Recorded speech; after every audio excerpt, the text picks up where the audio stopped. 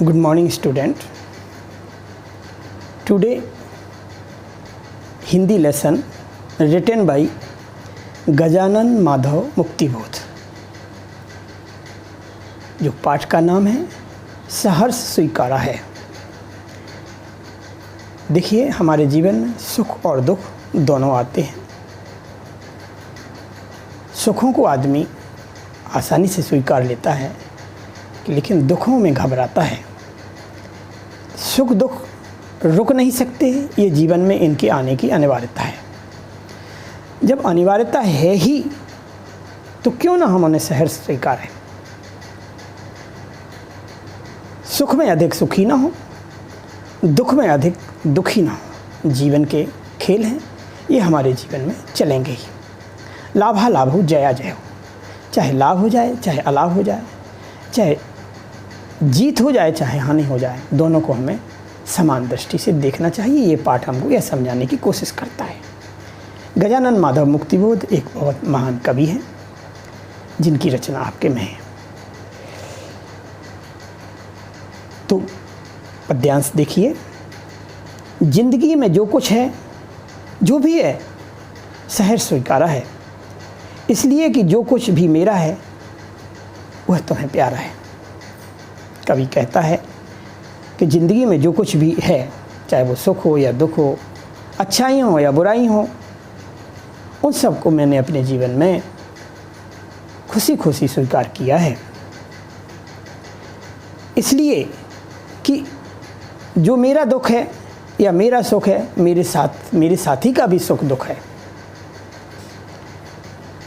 इसलिए कि जो कुछ मेरा है वह तुम्हें प्यारा है। गर्वीली गरीबी, ये सचमुच गर्वीली गरीबी, ये गंभीर अनुभव सब, यह विचार वैभव सब, दृढ़ता, यह भीतर की सरिता, यह अभिनव सब मौलिक है, मौलिक है। किसी को भी नहीं हटाया जा सकता है, सबकी प्रामाणिकता है। गर्वीली गरीबी, यहाँ गरीबी को भी गर्वीली कहा है। तो गर्वीली मतलब गरीबी में भी अपने आप का एक स्वाभिमान रहे। ऐसा नहीं कि गरीबी के कारण से हम अपने निकृष्ट कार्यों पर उतर आएं। अतः यहाँ गरीब होकर के भी एक अभिमान बना रहे। गंभीर अनुभव, चाहे वो जीवन के विचार वैभव हों, अच्छे अनुभव हैं जिन्हें हम कभी भूल नहीं पाते हैं। दृढ़ता यानी कठोरता, भीतर की सरिता है, यानी भीतर के जो विचारों बहते हैं, हमारे मुंह से निकलते हैं, ये भीतर के विचारों का ही प्रवाह है। इसलिए लेखक ने विचारों को निकलने को भीतर की सरिता कहा है। अंदर से निकलने वाली एक नदी है, जो विचारों की नदी निकलती है। अभिनव सब मौलिक है, सबकी प्रामाणिकता है। मौलिक मतलब नया है, अपनी तरह का है। जो कुछ भी जागृत है, अपलक है, संवेदन तुम्हारा है। देखिए, कवि रहस्यमय प्रिय को संबोधित करते हुए कहता है, अपनी प्रिया को संबोधित करते हुए कहता है कि हे प्रिय, मेरे जीवन में जो भी उपलब्धियां हैं या कमजोरियां हैं, मैं उन्हें खुशी खुशी स्वीकार करता हूँ। मुझे उन पर गर्व है, अभिमान है। कारण यह है कि मेरे पास जो भी मेरा अपना है, वह सब में तुम्हारी यादें बसी हुई हैं। सब तुम्हें बहुत ही प्रिय है। मेरी गर्व भरी गरीबी, मेरे जीवन के गहरे अनुभव, मेरा गहरा विचार चिंतन, मेरे व्यक्तित्व की दृढ़ता, मौलिकता का मूल कारण यह है कि मेरे जीवन में जो भी गतिशीलता, चेतना है, प्रेरणा है या उपलब्धि है, उसमें तुम्हारी प्रेरणा कार्य कर रही है और तुम्हारी प्रेरणा से ही मेरा जीवन चल रहा है। तुम्ही ने मेरे व्यक्तित्व का निर्माण किया है। इस तरह से लेखक अपनी सहचरी को अपने व्यक्तित्व का निर्माण करता कहता है।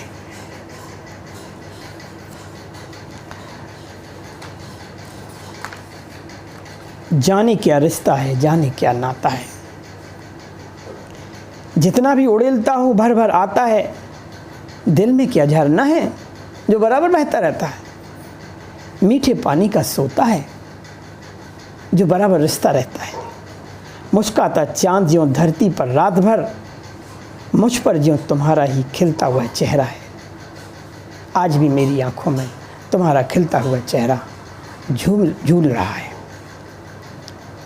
यहाँ लेखक कवि कहता है, अपने प्रिय को संबोधित करते हुए कवि कहता है कि मैं नहीं जानता कि मेरे और तुम्हारे बीच इस स्नेह का संबंध क्या है, किस नाते में तुमको इतना चाहता हूँ।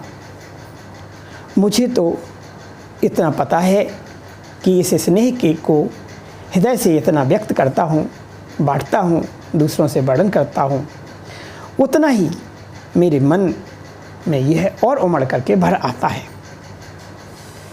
उतना ही यह बार बार फिर से भर जाता है।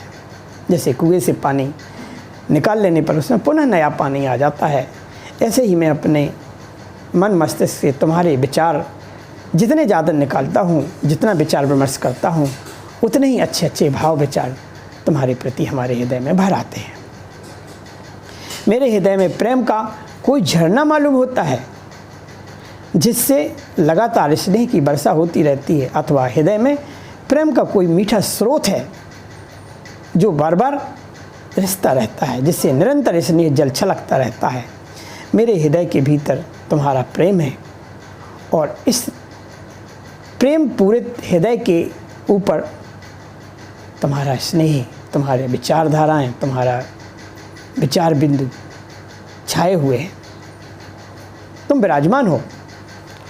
तुम्हारा यह खिलता हुआ मुख मेरे हृदय में सदा इस प्रकार रहता है कि जिस प्रकार पूर्णिमा का चांद रात भर अपनी चांदनी बिखेरता रहता है।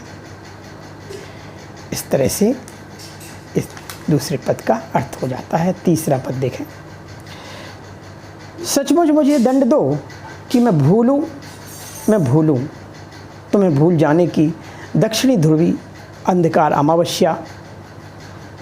दक्षिणी ध्रुवों पर हमेशा 6 महीने के दिन 6 महीने की रातें होती हैं। अंधकार होता है अज्ञान, और अमावस्या की काली रातें बिल्कुल अज्ञानमयी होती हैं, कुछ भी नज़र नहीं आता है। दक्षिण ध्रुवी अंधकार अमावस्या, शरीर पर चेहरे पर अंतर में भी पालूं, झेलूं मैं उसी में नहा लूं मैं, इसलिए कि तुम ही परिवेष्टित हो आच्छादित हो। क्योंकि हमारे जीवन में तुम्हारी यादें परिवेष्टित हैं और वही हमारे जीवन में चारों ओर छाई हुई हैं।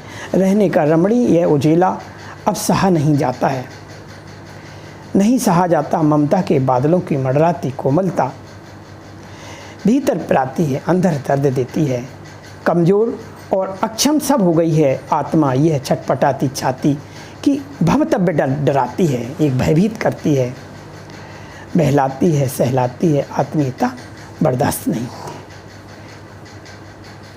कवि आगे व्याख्या करता हुआ कहता है, कवि अपने प्रिय से प्रार्थना करता है कि वह उसे भूल जाना चाहता है, हालांकि उसे भूलना कवि के लिए बहुत बड़ा दंड है, फिर भी वह उस दंड को झेलना चाहता है। कवि कहता है कि उसका जीवन अपने प्रिय के वियोग के कारण दक्षिणी ध्रुव जैसे अनंत अंधेरे में डूब जाए, ऐसा वो सोच रहा है। वियोग की गहरी अमावस उसके चेहरे पर, शरीर पर, हृदय में छा जाए और उस वियोग वेदना को भरपूर झेले और उसमें सराबोर हो जाए। कारण यह है कि उसका वर्तमान जीवन अपने प्रिय से पूरी तरह से घिरा हुआ है, उसकी यादों से दूर नहीं है, उसकी यादें हमेशा उसके चारों तरफ मंडराती हैं। प्रिय ने उसे पूरी तरह से ढक लिया है। यद्यपि प्रिय के स्नेह का उजाला बहुत मनोरम, जब भी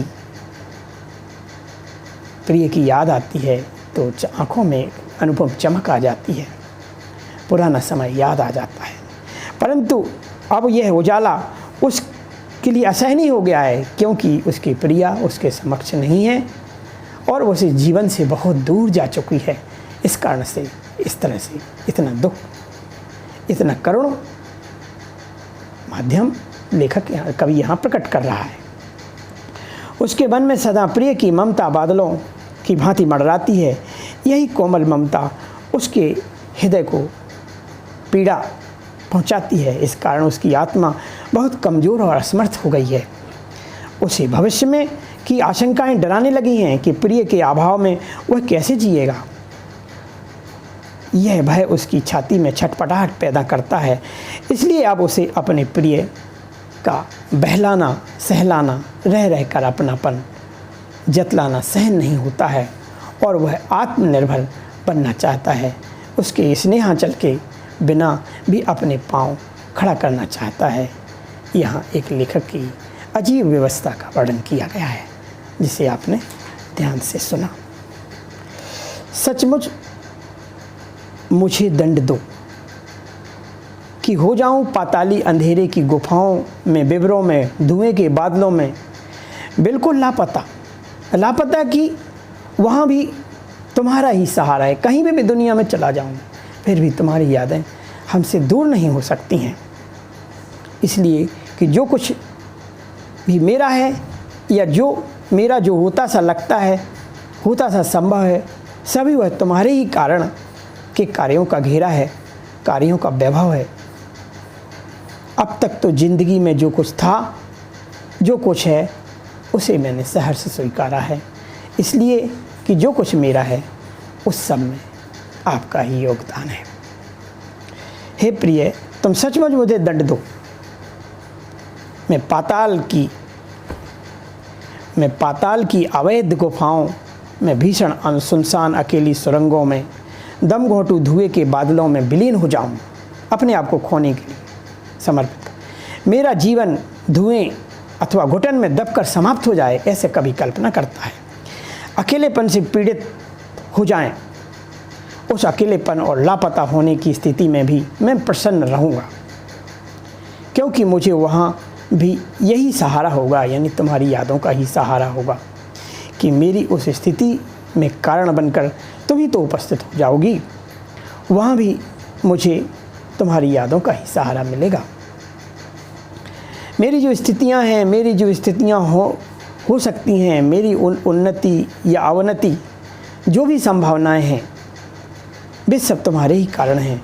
तुम्हारे प्रेम से संचालित होकर मैंने जो कार्य किए हैं, उन्हीं कार्यों का परिणाम मेरा वर्तमान है। आशा यह है कि तुम्हारी प्रेरणा के कारण मेरा जीवन बना बिगड़ा है। हे प्रिय, मेरे जीवन में जो कुछ भी अब है अथवा पहले था, उसे मैंने प्रसन्नतापूर्वक इसलिए स्वीकार किया क्योंकि तुमने मेरी सुखद दुखद सभी स्थितियों को अपनाकर मुझे स्नेह किया है। मेरे पूरे जीवन से तुम जुड़ी नहीं हो, अतः मैं जीवन पर्यंत किसी भी स्थिति में तुम्हारी यादों से दूर नहीं हो सकता हूँ। लेखक असमर्थ प्रकट करता हुआ एक अनूठा उदाहरण प्रस्तुत करता है। जय हिंद, जय भारत।